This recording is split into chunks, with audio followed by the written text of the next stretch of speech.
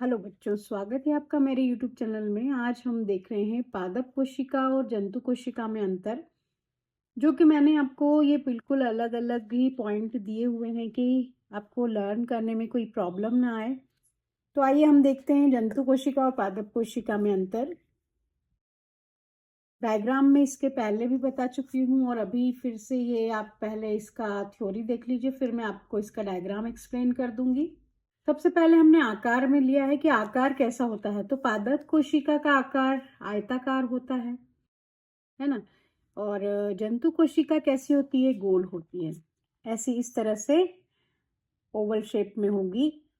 और जो ये पादप कोशिका है वो किस तरह से होती है? इस तरह से उसकी संरचना बनी होती है। मैं आपको बिल्कुल छोटी सी पादप कोशिका बनाकर बता रही हूँ, ये इस तरह से होती है। ओके। अब पादप कोशिका में हम देखें कि कोशिका भित्ति, दूसरा पॉइंट लिया हमने कोशिका भित्ति। पादप कोशिका में कोशिका भित्ति होती है जो कि पौधों को स्थिरता और आकार प्रदान करती है। हम देखते हैं ना कि पौधा एकदम इरेक्ट रहता है, सीधा रहता है, या उसका थोड़ा हार्डनेस रहती है। तो वो किस कारण से होती है? कोशिका भित्ति का ही एक लक्षण है कि उसके कारण ये जो पौधा या पेड़ होता है वो खड़ा रहता है और उसकी जो छाल निकलती है वो उसी की मृत कोशिका रहती है, जो उसको कि वो निकलती रहती है। और जंतु कोशिका कैसी होती है? इसमें कोशिका भित्ति नहीं पाई जाती है, इसमें कोशिका झिल्ली पाई जाती है, भित्ति नहीं पाई जाती। अब जो झिल्ली होती है वो कैसी होती है? सॉफ्ट होती है, नरम होती है। इस कारण से हमारे हाथ पैर सब जो स्किन है वो कैसी है? हमारी लचीली है ना। अगर हम में भी भित्ति होती तो हम भी कैसे रहते? हाथ अगर हमने उंगली ऐसी कर दी तो वो ऐसी ही रहती, उसको हम ऐसे टेढ़ी मेढ़ी नहीं कर सकते थे। तो हमारे अंदर क्या है? कोशिका भित्ति अनुपस्थित होती है। और हम इसमें लिख दें कि हमारे कोशिका झिल्ली पाई जाती है। तो हम इसको लिख देते हैं कि इसमें क्या प्रेजेंट रहती है? कोशिका भित्ति नहीं पाई जाती और झिल्ली, कोशिका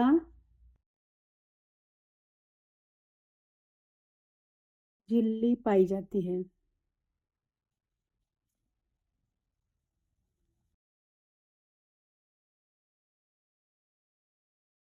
ओके, तो ये हमने लिखा कि कोशिका झिल्ली पाई जाती है। अब हम तीसरा देखें इसका कैरेक्टर कि भाई इसमें क्या चीज उपस्थित होती है। तो क्लोरोप्लास्ट, क्लोरोप्लास्ट क्या है? पादप कोशिका में क्लोरोप्लास्ट पाया जाता है या होता है, जिसके कारण पत्तियों का रंग हमें कैसा दिखाई देता है? हरा दिखाई देता है।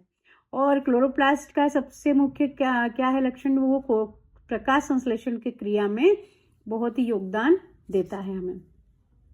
ठीक, पौधों को योगदान देता है, यानी कि प्रकाश संश्लेषण की क्रिया में प्रकाश को वो ग्रहण करता है और उसके ही बाद वो क्या? भोजन बनाने का काम करता है। अब यहाँ देखें जंतु कोशिका में क्लोरोप्लास्ट अनुपस्थित होता है। नेक्स्ट हम देखें केंद्रक। केंद्रक पादप कोशिका में यह एक तरफ होता है ना। जैसे ये अगर ये सेल है पूरी, ये इस तरह की सेल होती है पादप कोशिका की, ये इस तरह से सेल होती है ये वाली। अब यहाँ पर ये कैसे होगा? यहाँ पर ये जैसे ये दो सपोज देखें हम कि बड़ी बड़ी क्या है? रिक्तिकाएं, तो ये यहाँ पर इस तरह वैसा कहीं भी वॉल के साइड में चिपका हुआ रहता है। लेकिन जंतु कोशिका में कैसा होगा? ये इस तरह से सेल होगी और ये बिल्कुल सेंटर में पाया जाता है। ठीक है, बीचों बीच होता है। इसी कारण से हमने क्या लिखा है कि इसमें जंतु कोशिका में ये कैसा होता है? बीचों बीच होता है। अब हम रिक्तिका की बात करें, रिक्तिका या वैक्यूल्स।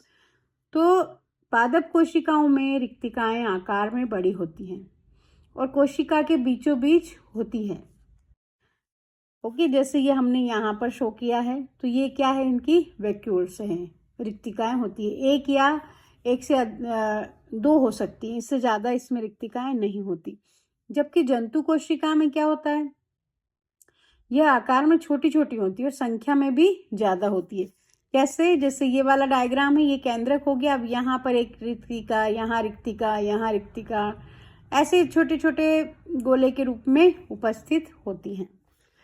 तो ये यहाँ तक हो गया, इसके 5 पॉइंट हुए। अब हम देखें इसका छठा पॉइंट।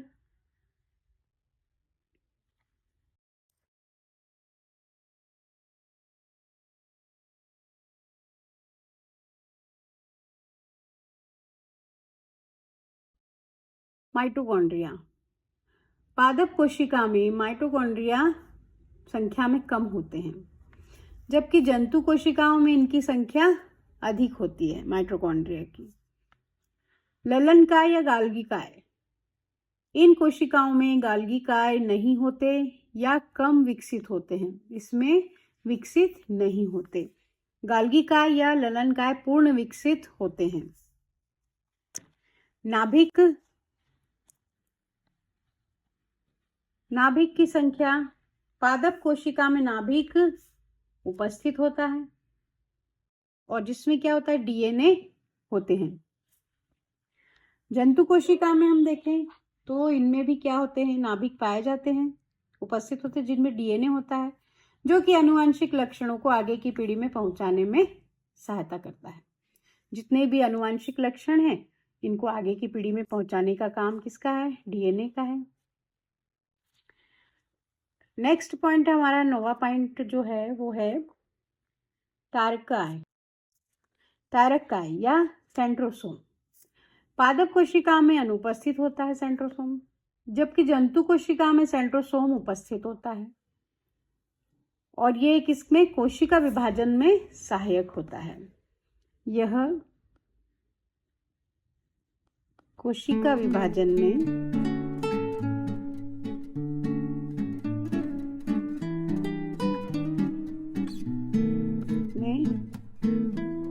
सहायक होता है।